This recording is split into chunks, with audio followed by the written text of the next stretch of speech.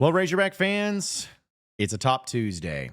And I got to tell you the top reasons why I believe Arkansas is going to win the College World Series. So let's get into it on today's Locked On Razorbacks podcast.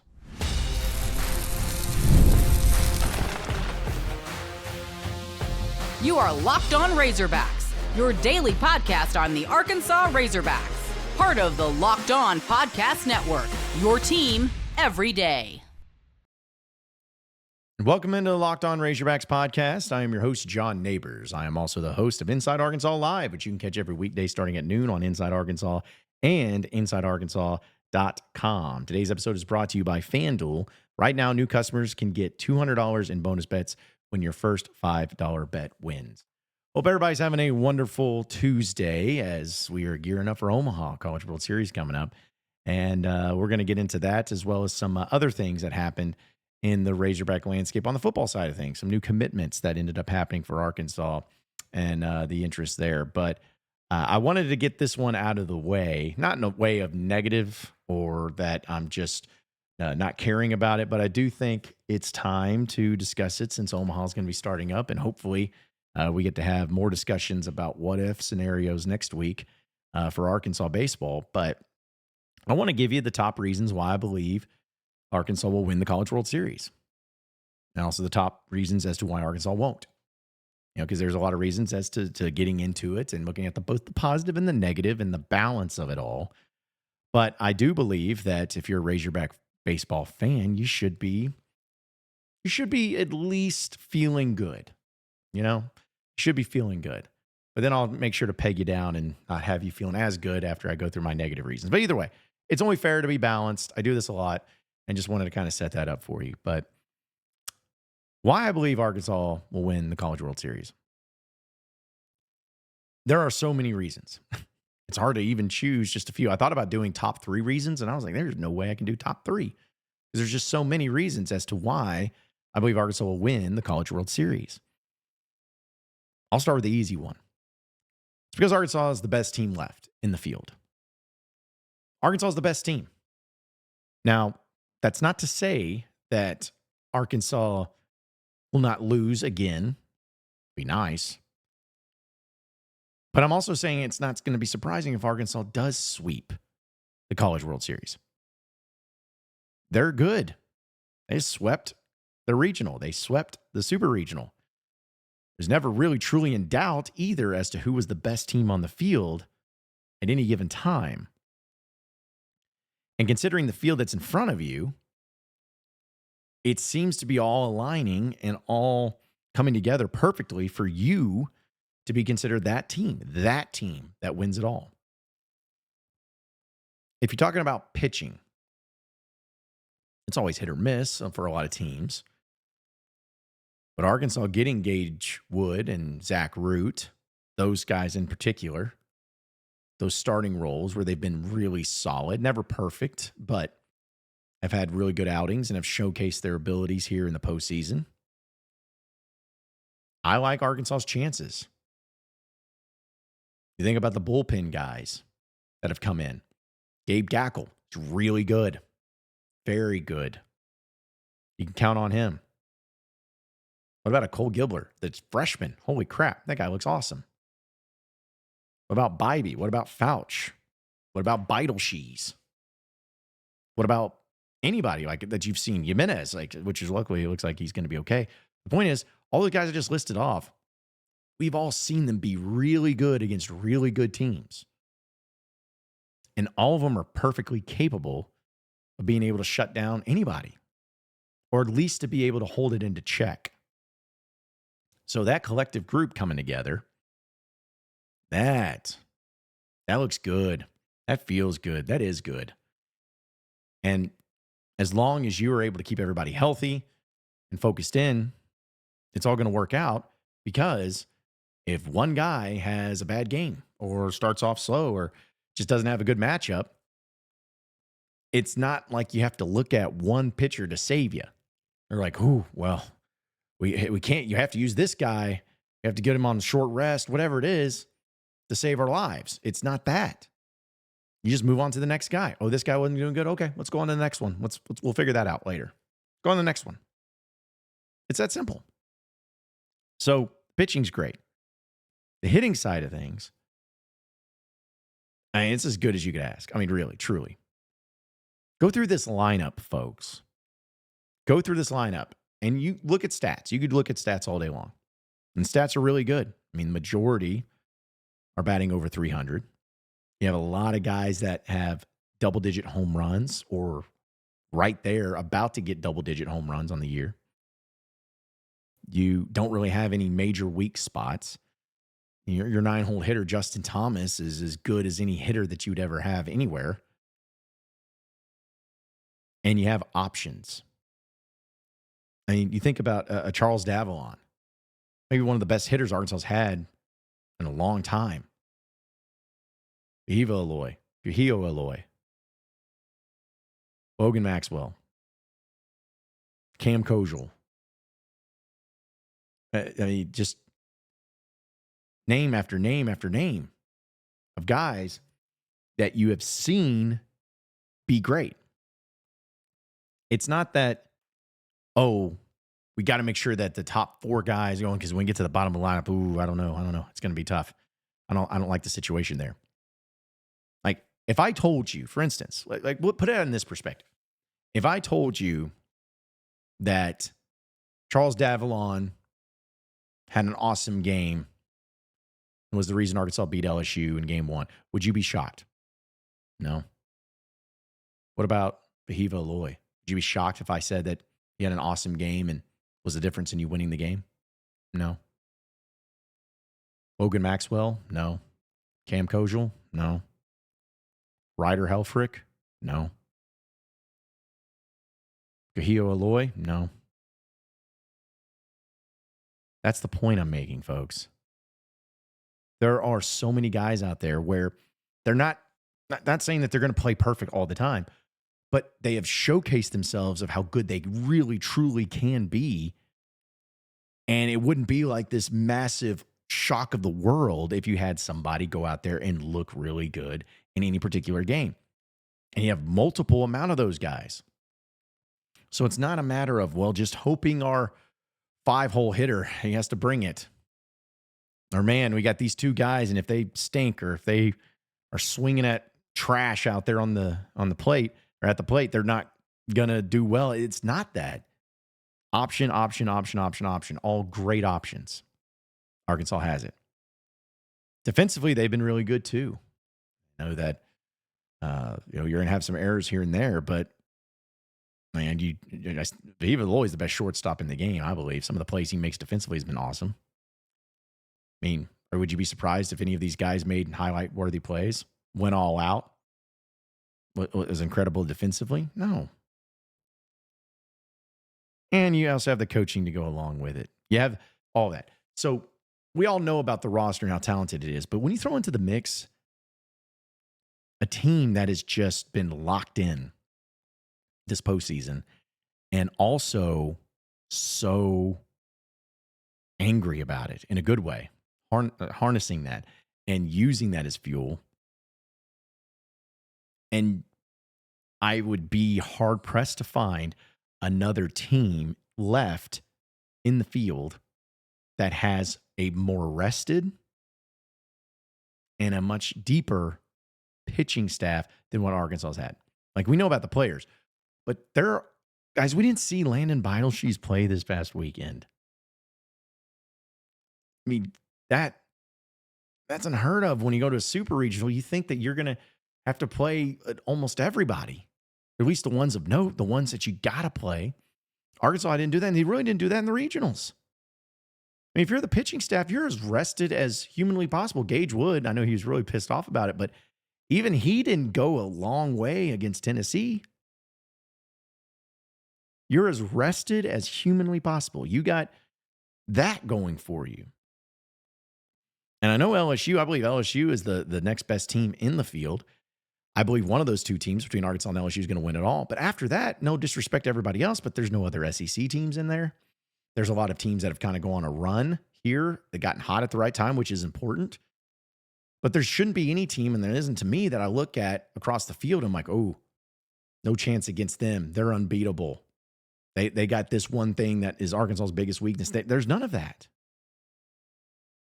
Everything Arkansas has going for them right now makes it the easy pick to win it all. And that's not a homerism. That's not a fanboyism. That's not anything other than just doy.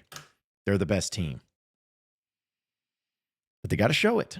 No one's going to give them anything. Arkansas is not going to get anything given to them. LSU is going to bring it this Saturday. They are going to do everything they can to win the College World Series. But luckily for you, and this is where I do like Arkansas in this matchup, and we'll talk about it as we get closer.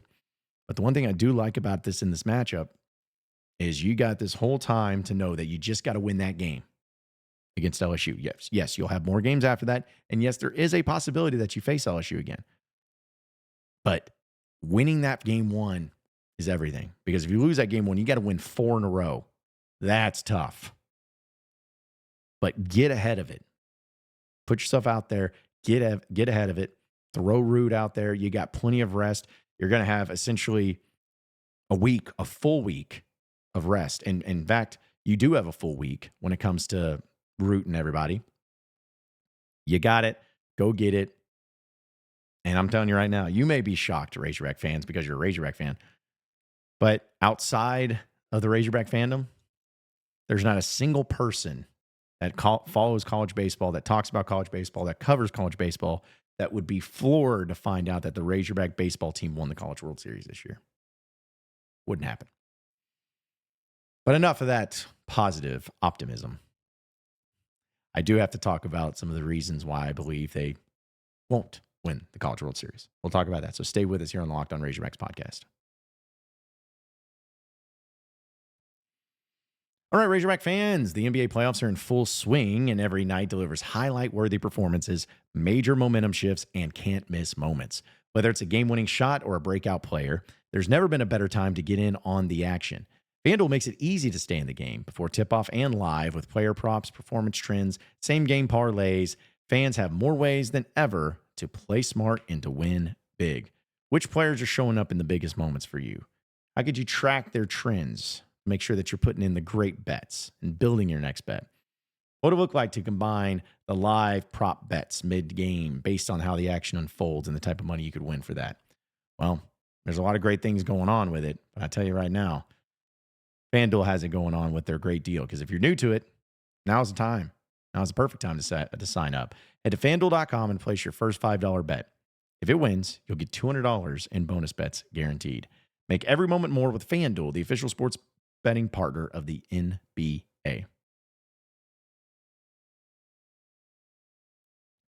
All right, so moving on into the next segment of the Locked On Razorbacks podcast. I'm sorry, Razorback fans, that I got to do this to you, but I mean, it's only fair. Again, the balance of everything is what it's all about. Razorback baseball, why they won't win the College World Series.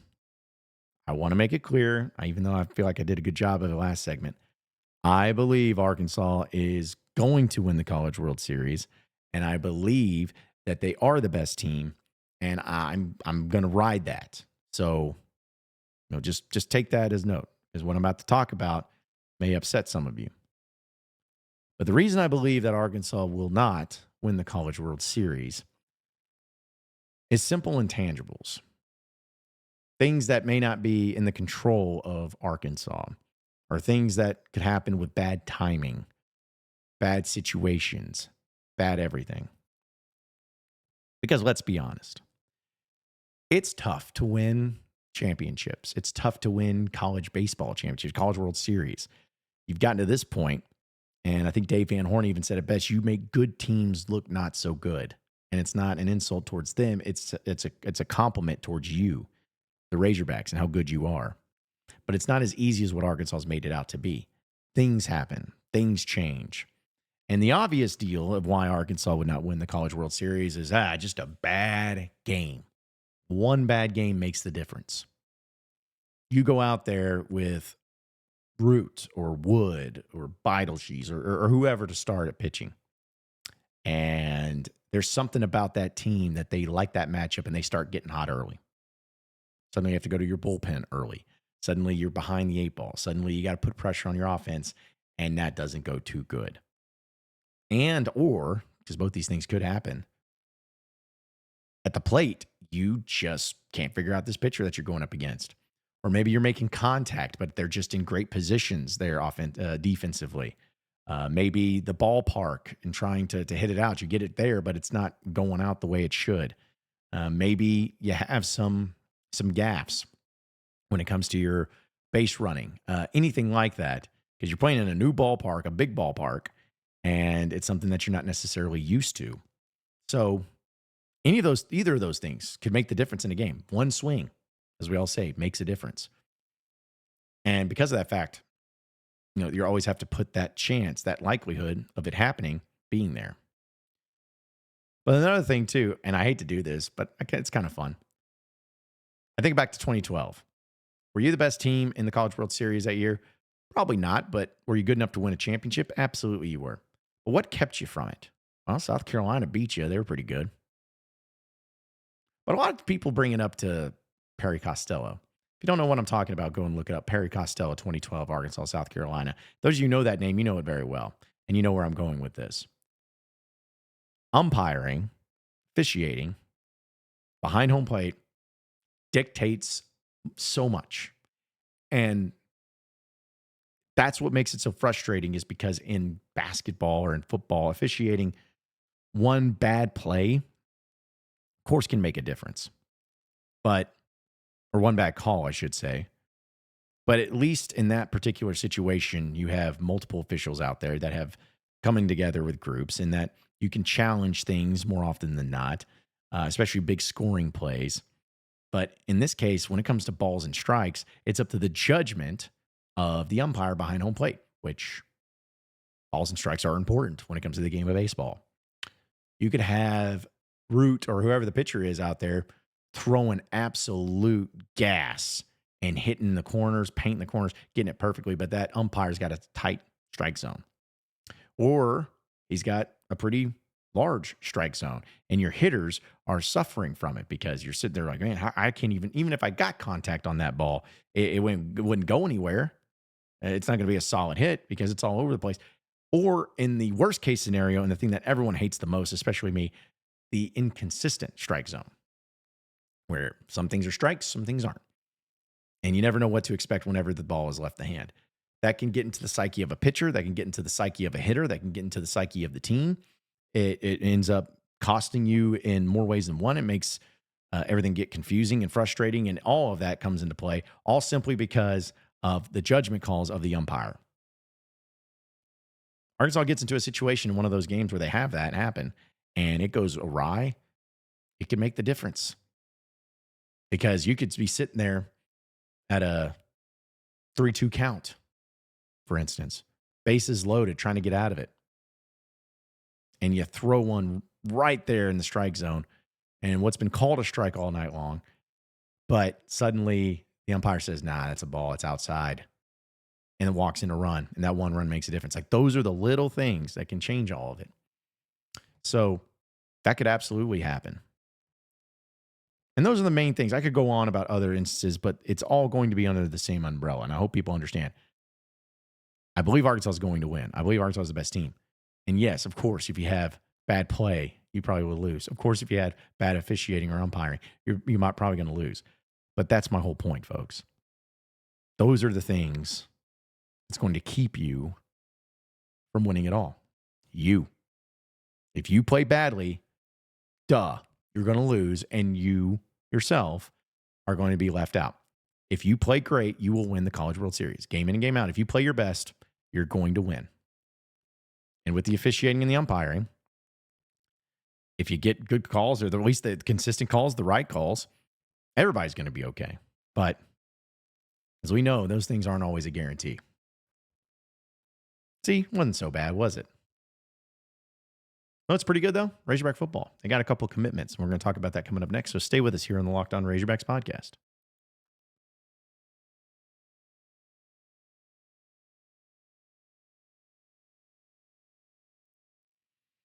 All right, so final segment here on the Locked On Razorbacks podcast. A little recruiting news for Razorback football, as Arkansas was able to land their 18th and their 19th verbal commitments yesterday when it came to the 2026 recruiting class.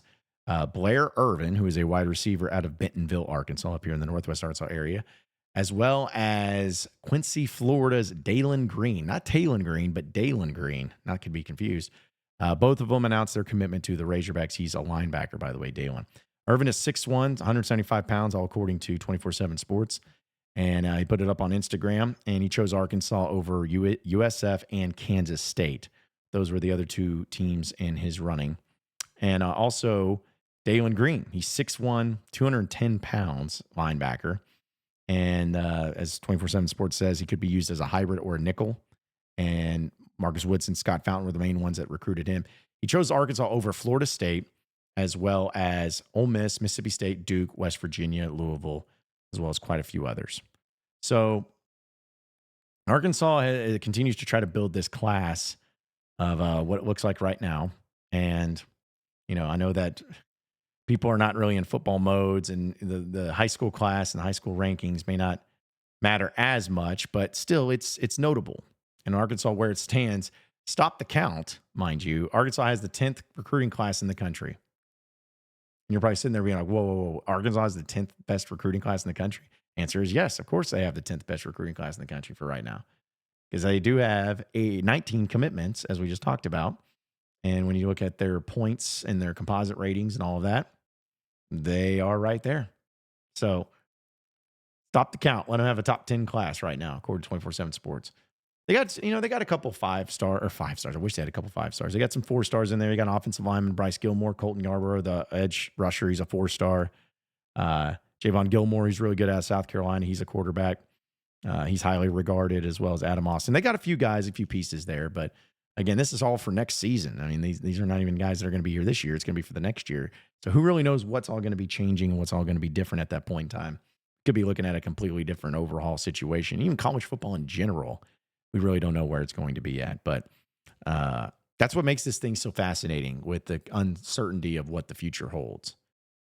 Like, we hope it works out. We hope it ends up being great players. We hope they end up adding some guys. But yeah, that's going to be a tough deal. But either way, keep it moving. Maybe the revenue sharing and all that stuff that got signed into play is already paying off in dividends. One could hope, at least. But appreciate each and every one of you listening in and watching into the Locked On Razorbacks podcast. Be sure to like and subscribe to the podcast on iTunes or on Google Play.